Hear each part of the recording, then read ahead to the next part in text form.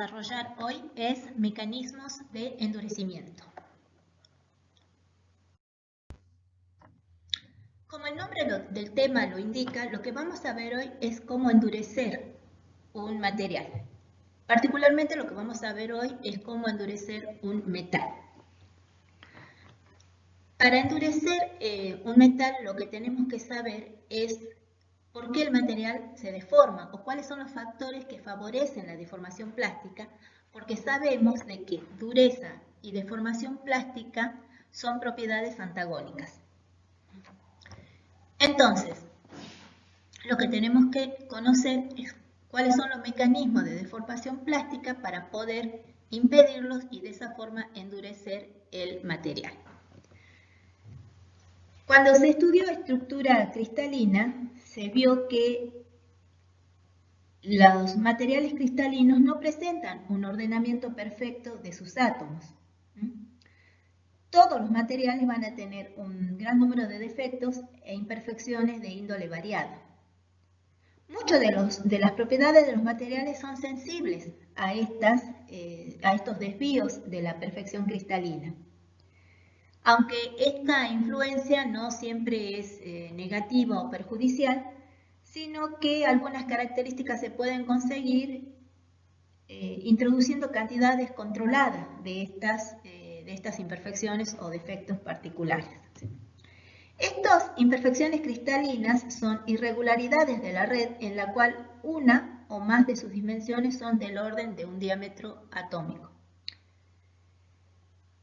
Repasando un poco, se había visto que los defectos podían ser de punto o de línea. Si eran de punto, estábamos hablando de vacancias y autointersticiales.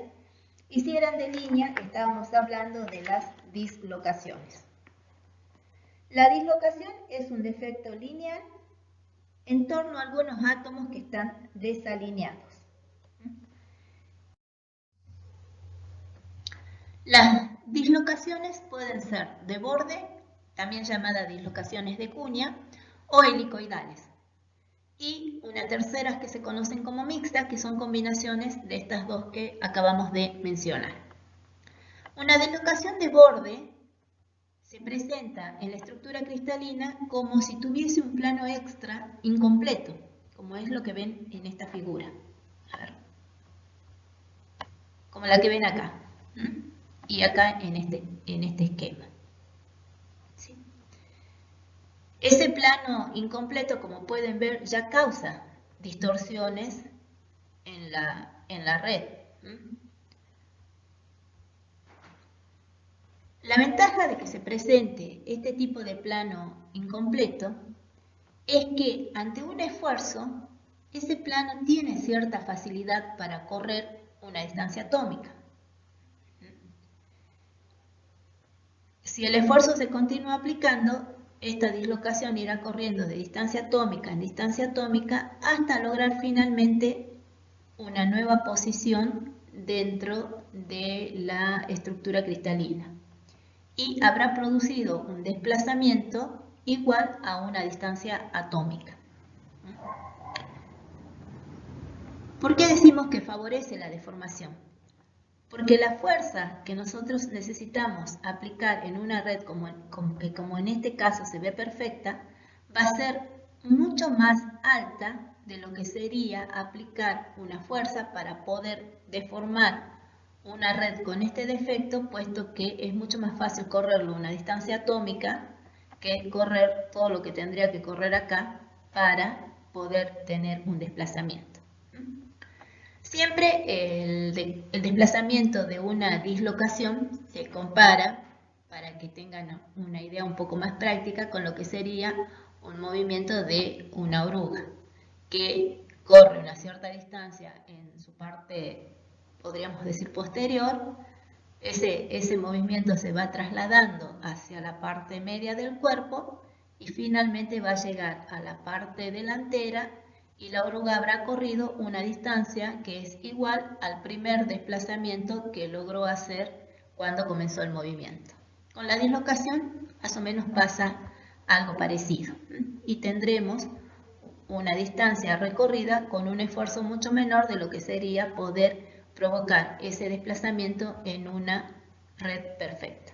Por lo tanto, el hecho de que existan dislocaciones hace que la deformación plástica se vea favorecida. Otro tipo de dislocación que tenemos es la helicoidal. En este caso, lo que ustedes van a ver es como si se hubiese producido un esfuerzo de corte y ese corte desplaza una zona de la otra también en una distancia atómica.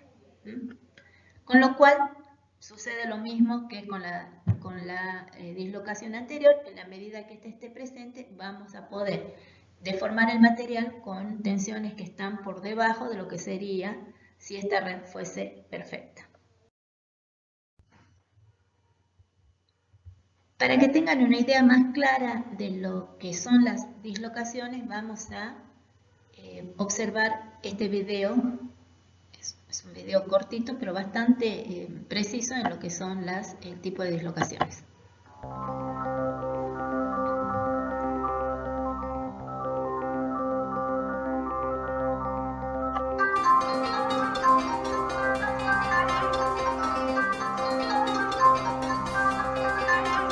Es una dislocación helicoidal, donde pueden ver cómo es el desplazamiento de las celdas unitarias en una distancia atómica. Y en este caso tenemos la dislocación de borde, donde lo que podemos ver es como si en esta zona tuviésemos un plano adicional. Bien. Así es como pueden ver las dislocaciones con un microscopio. En este caso se puede hacer con un microscopio electrónico y debe tener alta resolución para poder verlas así. En el caso nuestro, que tenemos los microscopios ópticos, estas dislocaciones no se llegan a ver. Pero todas estas líneas negras que ustedes ven acá y que en este caso están apiladas en un borde de grano, es como se ve ya desde el microscopio una dislocación. ¿Y por qué nos interesa endurecer un metal? En general, porque vamos a disminuir la cantidad de material a utilizar y obviamente esto se va a reflejar en el costo. Nosotros, al tener un material más duro, sabemos que podemos aplicar tensiones mayores a una misma sección o bien aplicar una misma tensión a una sección menor. Es decir, podemos disminuir la sección resistente de las piezas. Y eso nos lleva a tener piezas más livianas, lo cual es fundamental en el caso de estructuras móviles, sobre todo. Una grúa, un automóvil, una maquinaria de transporte, aviones, etc. En el caso del automóvil, por ejemplo, tener un auto con piezas más livianas permite tal vez que este auto se movilice con un motor más chico y también eso incide en el consumo de gasolina, por ejemplo. Entre muchos ejemplos que se dan con respecto a que el material sea de mayor sección resistente. Entonces siempre es favorable. Y como les mencionaba al principio, esto se traduce en costos y bueno, y resulta importante todo el ahorro que se puede hacer en la cantidad de material que lleva una estructura. Vamos a ver entonces cuáles son estos mecanismos de endurecimiento. El primero de ellos es el de endurecimiento por deformación en frío. En este caso se lo va a aplicar a materiales que tengan capacidad de deformarse. O sea, el material debe tener aptitud para la deformación. Y lo que vamos a hacer es crear nuevas dislocaciones a medida que el material se va deformando, de manera tal que sean tantas que se dificulten entre ellas y ya no tengan la libertad de movimiento de la que hablábamos hace rato. Entonces, el endurecimiento por deformación en frío consiste básicamente en aumentar la densidad de dislocaciones para que la existencia de esta gran cantidad de dislocaciones se estorben unas a otras, dificultando el movimiento. Cuando aplicamos deformación en frío, eso depende del material y está relacionado al punto de fusión del material. En un acero, por ejemplo, que ustedes trabajen a 100, 200, 300 grados, sigue siendo deformación en frío. Pero en general las deformaciones en frío se aplican muchísimo a temperatura ambiente. Bueno, la fórmula que ven ahí nos dice que la tensión de fluencia va a ser igual a una tensión inicial más un factor donde interviene la constante de dislocaciones. Y K es una constante que depende del módulo de corte. Les presento la ecuación porque, bueno, la estudiaron y existe y permite relacionar en forma directa cómo aumenta la tensión de fluencia en relación a la densidad de dislocación. ¿Cuándo aplicamos este mecanismo? Mucho más de lo que ustedes piensan. Por ejemplo, se aprovecha esta condición que tienen los materiales de endurecer por deformación cuando hacemos un embutido. El embutido va a consistir en forzar al material a través de la aplicación de un punzón y una fuerza a pasar por una matriz y tomar la forma que tenga esta matriz. En este caso de estas piezas ustedes ven la chapa inicial y cómo queda la chapa después de estampada o embutida. Como esta chapa se deforma y esa deformación es en frío, la dureza que tenga antes del proceso va a ser diferente a la que tenga una vez sometido al proceso. Estas piezas van a tener mayor dureza que la chapa de la que provienen. Entonces esta es una forma, por ejemplo, de conformar el material. Conformar quiere decir dar forma, donde interviene el mecanismo de endurecimiento por deformación en frío. Otro proceso que se sirve de este mecanismo de endurecimiento es el laminado en frío. El laminado consiste en hacer pasar una pieza de determinado espesor entre dos rodillos que giran en sentido contrario y que el material salga por el otro extremo con un espesor menor. O sea, se habrá producido una deformación permanente de la pieza. Entonces, estos son los rodillos, como ven, giran en sentido contrario. Esta es la pieza inicial, que es obligada por el mismo movimiento de los rodillos a atravesar esta zona y sale en el otro extremo con un espesor menor. Sí, o sea, la dirección de laminación es esta. En este caso, por ejemplo, se ha reducido de 0,50 milímetros aproximadamente a 0,42. Las reducciones van siendo progresivas y el paso de laminación se repite varias veces en distintos rodillos hasta llegar al espesor final que se busca. Vamos a ver ahora un video del proceso de laminación para que tengan una idea más clara de lo que representa este proceso.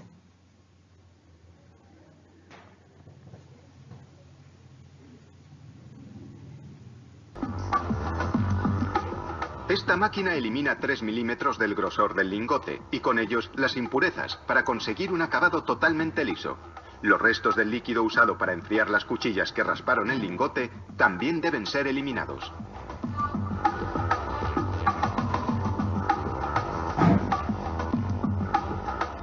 Comienzan los numerosos pasos para reducir el grosor del lingote. El bloque de aluminio es aplastado por rodillos laminadores en caliente. La temperatura en los rodillos está entre los 455 y los 540 grados. Un técnico verifica continuamente la presión del lingote. Si es muy alta, se baja y el técnico a continuación ajusta la presión. El calor es tal que el lingote corre el riesgo de pegarse al rodillo. Para evitarlo, todo el proceso se enfría con un líquido que es 95% agua y 5% aceite.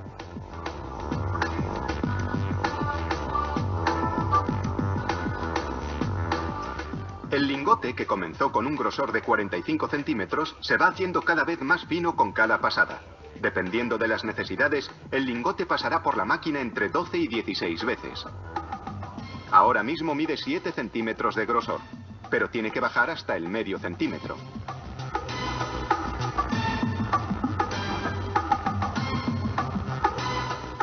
A estas alturas, el lingote mide 5 centímetros y poco más de 9 metros de longitud. Esta cinta transporta la plancha durante las etapas de laminado.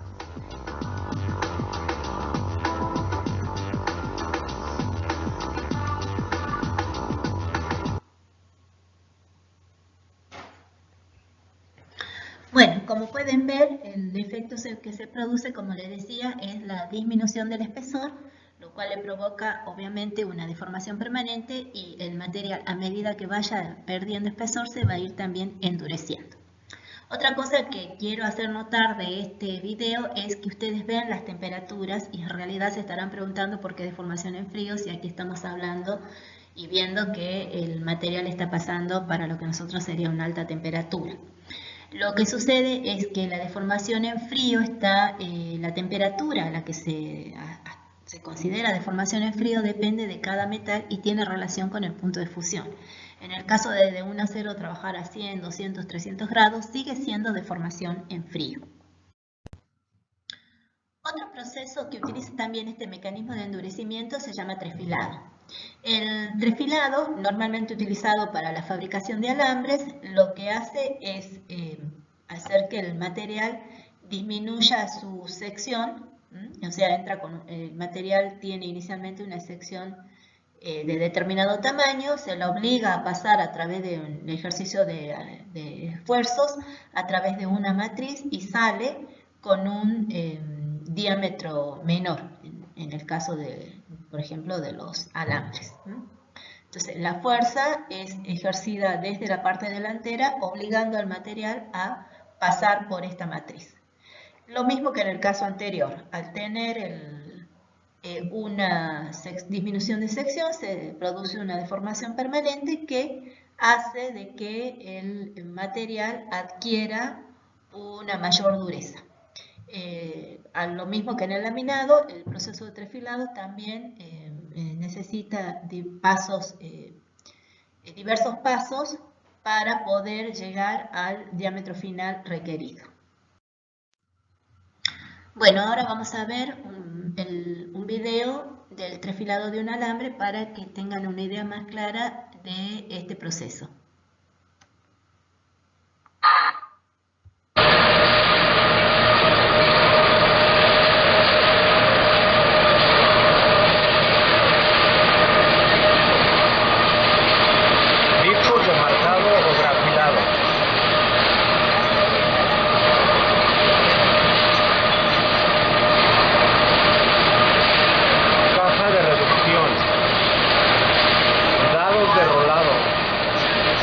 Cabeza de llenado.